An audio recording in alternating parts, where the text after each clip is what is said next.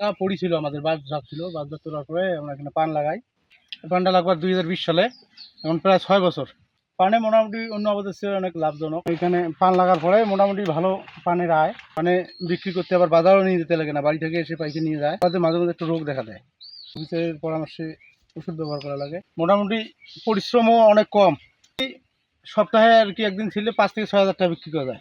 এটা অনেক লাভজনক আবাদ, এটা দিয়েই সংসার চলছে মোটামুটি, অন্য আবাদের তুলনায় অনেক লাভজনক।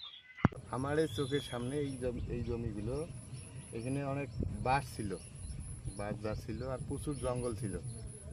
ওইদিকে একটা জমি আছে, ওইখানে অনেক বাঁশ, মানে বেশিরভাগ বাঁশেই ছিল।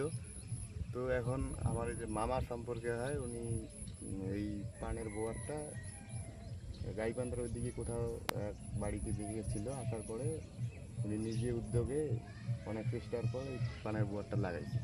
কিন্তু এখন আমি দেখতেছি যে যেভাবে পান বিক্রি হয় এবং পানের যে চাহিদা, মানে মোটামুটি ধান ভুট্টা অন্যান্য আবাদের চেয়ে অনেক লাভজনক একটা মানে আবাদ। তো এইটা আমার মনে হয় যে আস্তে আস্তে আস্তে আস্তে এই যেভাবে লাভজনক, মানে আরও 2-4 জন এইরকম চিন্তা ভাবনা করতেছে। তো আমার মনে হয় যে কিছুদিন পর এই আবাদটা এই নাগেশ্বরী উপজেলায় বেশ মানে অনেক জায়গায় ছড়িয়ে যাবে। নাগেশ্বরী উপজেলার নেওয়াশী ইউনিয়নে ইতিপূর্বে কোনো পান চাষ হয়নি। এখন আমরা কৃষককে কৃষি বিভাগ উদ্বুদ্ধকরণের মাধ্যমে প্রথমে 26 শতক জমি দিয়ে পানের বরজ শুরু করি।